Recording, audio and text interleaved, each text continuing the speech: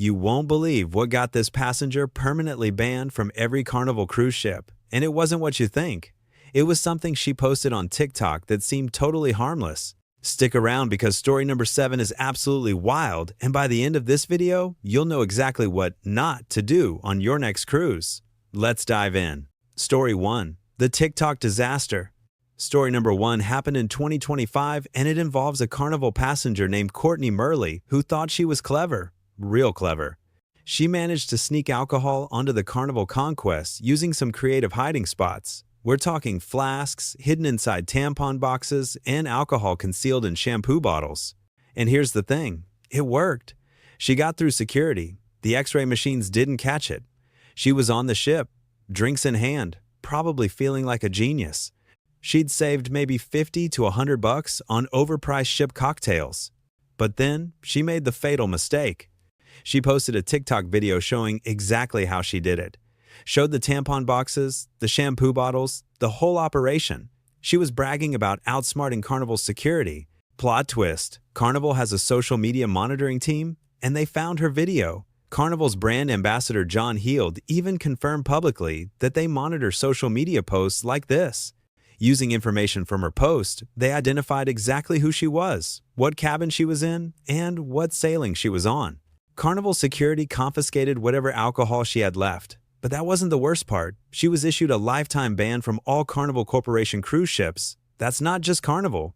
That's Princess, Holland America, Cunard, Seabourn, the entire fleet.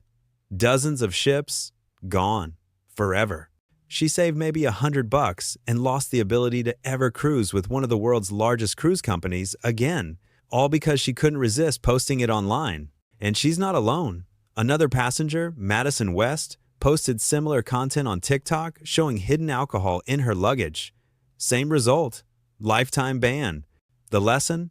Even if you get away with something, the moment you post it on social media, you've basically turned yourself in. Story 2. The Shell Collectors.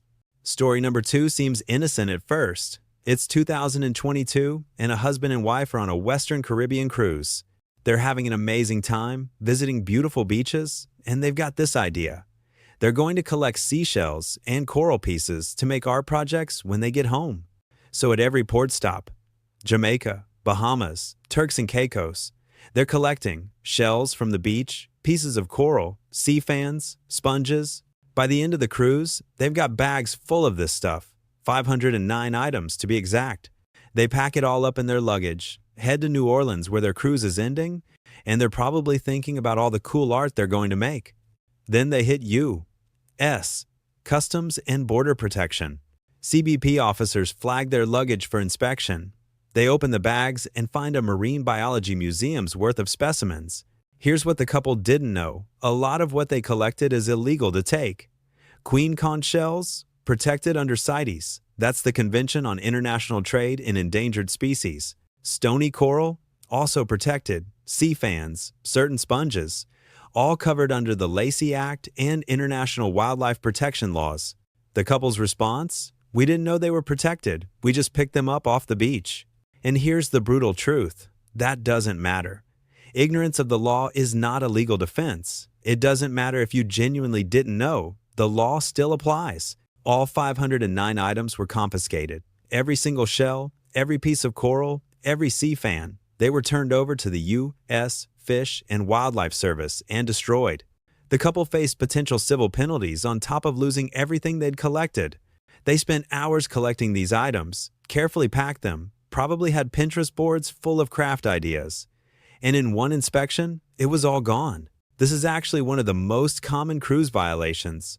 NOAA and the Fish and Wildlife Service seize protected marine specimens from tourists every single day. Queen conch shells are the #1 offender. People see them on the beach, think they're just pretty shells, and have no idea they're taking a protected species. If you're on a Caribbean cruise and you see beautiful shells on the beach, take a photo, leave the shell. That's the official advice from CBP, NOAA, and the Fish and Wildlife Service. When in doubt, leave it where you found it. Story 3. The Cigarette Operation. Story number 3 happened in 2025 at Long Beach, California.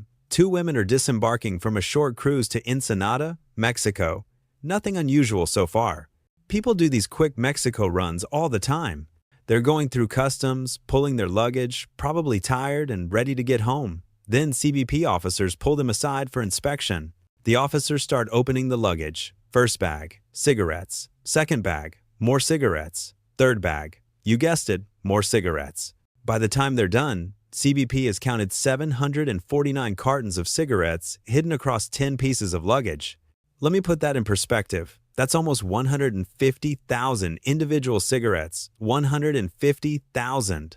Here's why this matters. While you can bring limited quantities of cigarettes for personal use, 749 cartons is not personal use. That's commercial smuggling, and it violates federal tax and import regulations.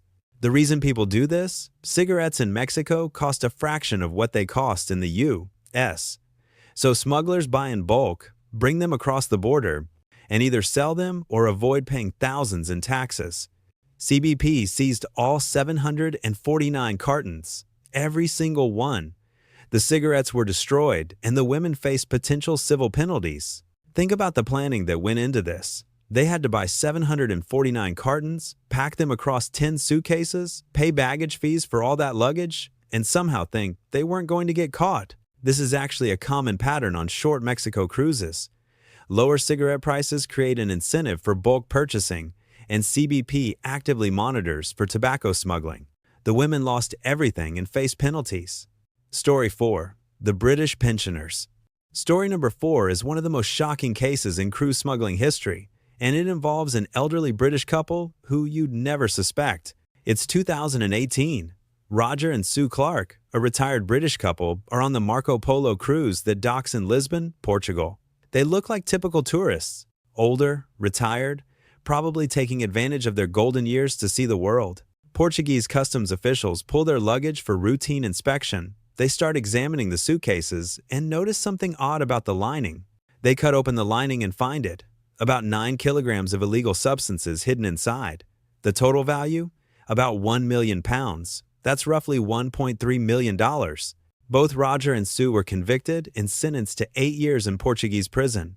8 years. And here's the tragic part. Sue Clark died while serving her sentence in that Portuguese prison. But it gets worse. Investigation revealed this wasn't their first attempt. They had a previous conviction for smuggling cannabis. They were experienced mules. Here's why elderly smugglers are actually a thing. Criminal organizations recruit older people because they attract less suspicion than young travelers. They appear to be innocent tourists, and they may be desperate for money due to limited retirement income. This case shattered the stereotype that smugglers are young criminals. It showed that international trafficking organizations recruit people of all ages.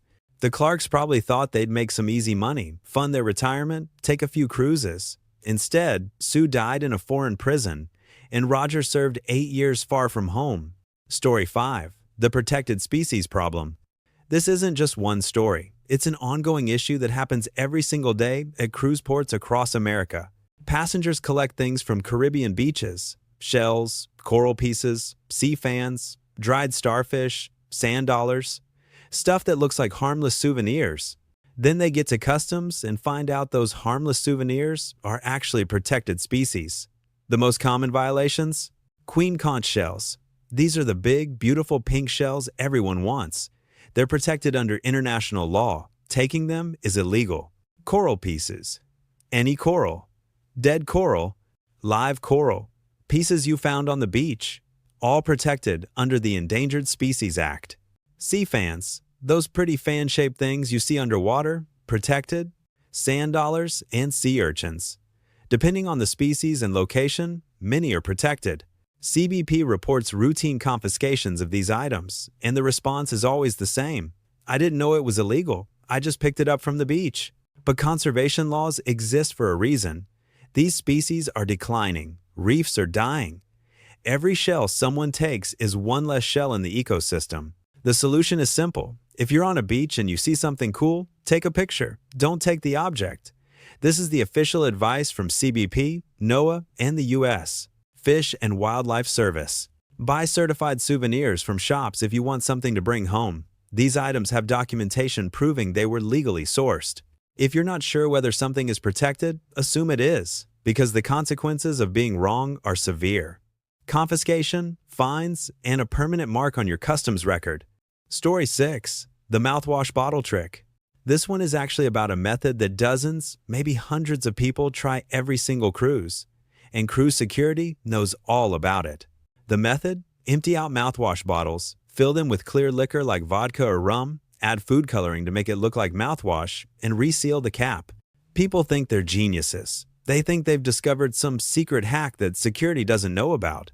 Here's the reality. Cruise security sees this attempt constantly, multiple times per sailing, and modern X-ray machines can detect it easily. How? Different liquids have different densities. Alcohol shows up differently on an X-ray than actual mouthwash. The machine flags it, security pulls the bag, asks you to open the bottle, and the smell of rum mixed with mint food coloring is unmistakable. What happens when you get caught? The alcohol is confiscated. You don't get it back. You don't get a refund. It's just gone. Most of the time, you won't get banned, unless you become argumentative or belligerent with security, or unless you post about it on social media like our TikTok friends from Story 1. But here's the math. You spend 3 hours carefully emptying mouthwash bottles, buying alcohol at port, mixing food coloring, resealing caps, you risk confiscation and possible ban, and you save maybe $50 to $100 on drinks. Or you could just buy the drink package, not stress about smuggling, and enjoy your vacation. Cruise lines have confirmed they routinely confiscate smuggled alcohol. The mouthwash method is so common that security officers are specifically trained to identify it through X-ray screening. People think they're being clever. Security thinks they're seeing the same tired trick for the 1,000th time. Story 7. The decorative sword situation. Story number 7 involves passengers on Mediterranean cruises who make purchases at ports like Istanbul that seem perfectly innocent. They're at a bazaar in Turkey. Vendors everywhere, beautiful handmade goods, and they see it. A gorgeous ornamental sword, a scimitar, big, decorative, looks like something out of a movie. The vendor tells them, it's just decoration, not a weapon, no problem. The passenger buys it, probably pays a decent amount, and heads back to the ship. At the ship's security checkpoint, their bag goes through the X-ray scanner, and security immediately sees a large steel blade. Security pulls the passenger aside. The passenger argues, it's art, not a weapon. The vendor said it was fine. Security explains, a large steel blade is legally classified as a weapon regardless of intent. Doesn't matter if it's decorative. Doesn't matter what the vendor told you. Cruise line policy prohibits weapons of any kind. Here's what typically happens. Security offers a standard solution. They'll hold the sword and ship security and return it at the end of the cruise. This is normal procedure for prohibited items purchased at port. If passengers cooperate, there's no issue. They get their item back at disembarkation and can take it home properly. The problems start when passengers refuse to cooperate or become argumentative. If things escalate, local port authorities can get involved, and passengers can face complications under local weapons laws. According to cruise security, weapons confiscations happen regularly. Decorative swords and knives from Turkish and Middle Eastern ports are the most common items. The lesson? If you buy something that could be considered a weapon, expect security to treat it as a weapon. Don't argue. Let them store it. Get it back at the end. Simple. The story 8. The excess baggage problem. Story number 8 isn't about anything illegal. It's about a common problem that costs cruise passengers thousands of dollars every year. Passengers fall in love with local crafts and souvenirs during their cruise. Heavy items like cast iron cookware, stone sculptures, large ceramics, metal artwork, beautiful stuff that they can't wait to bring home. The problem shows up at the end of the cruise when they try to leave. They've packed all these heavy items in their checked luggage.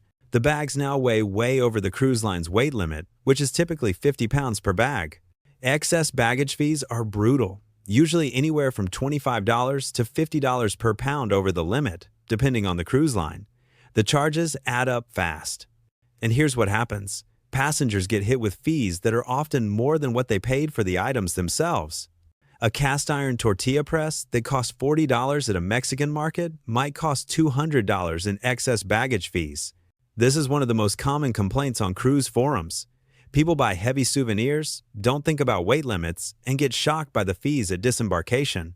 The solution? Before you buy something heavy, ask yourself, could I buy this online and have it shipped for less than what I'll pay in baggage fees? Usually the answer is yes. Or ship it yourself from the port.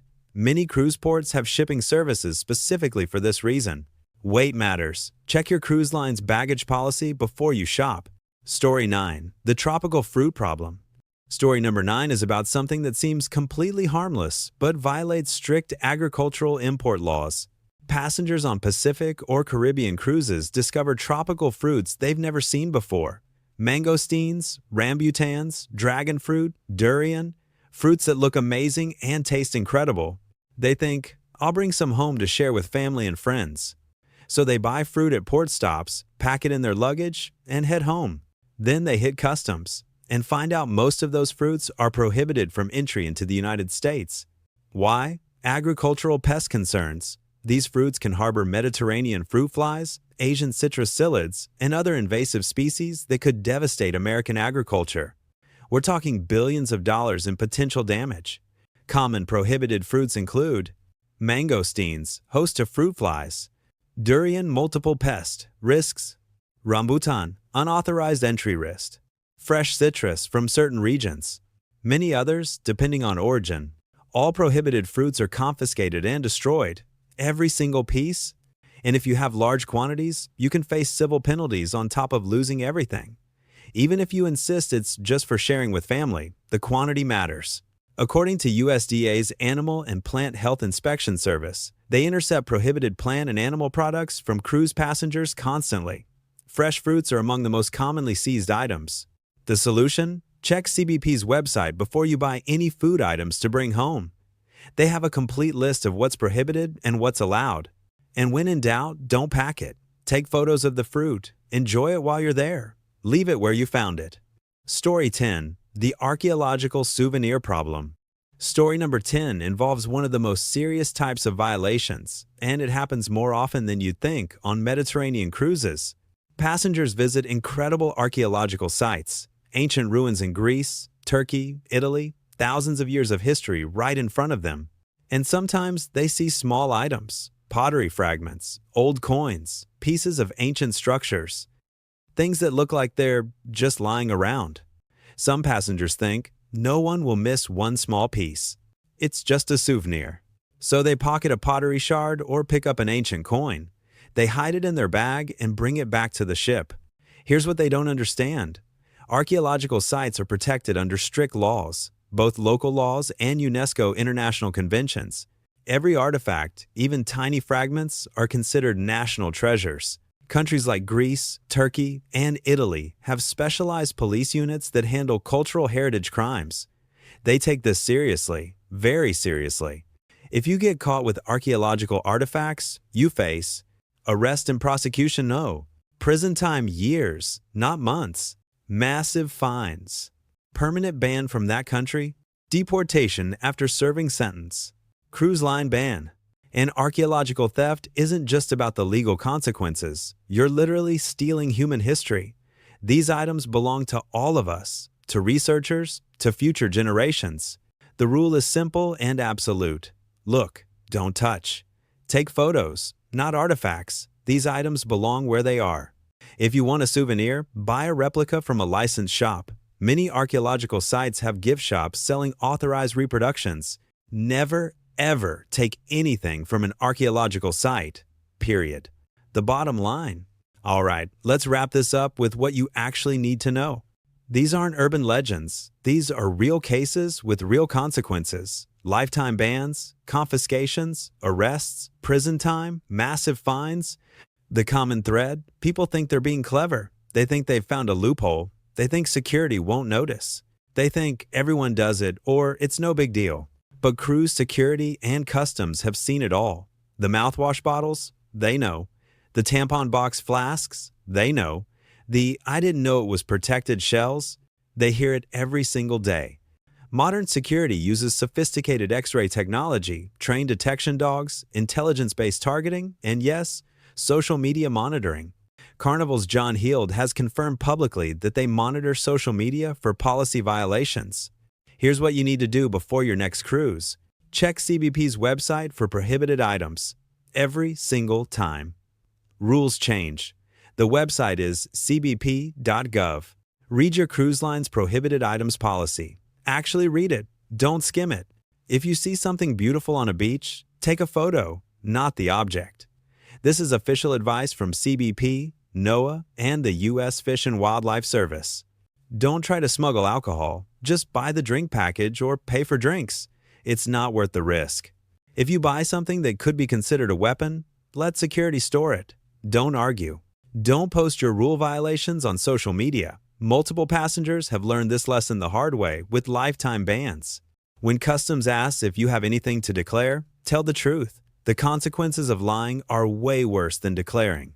Check agricultural restrictions before buying food items. Many tropical fruits are prohibited. Never take anything from archaeological sites, not even small fragments. And remember, I didn't know is never a valid defense. The law applies whether you know about it or not. Safe travels mean rule-following travels. It's that simple. If this video helped you avoid making an expensive mistake, hit that like button. Subscribe for more cruise tips and travel stories, and drop a comment telling me which story shocked you the most. Thanks for watching, and I'll see you in the next one.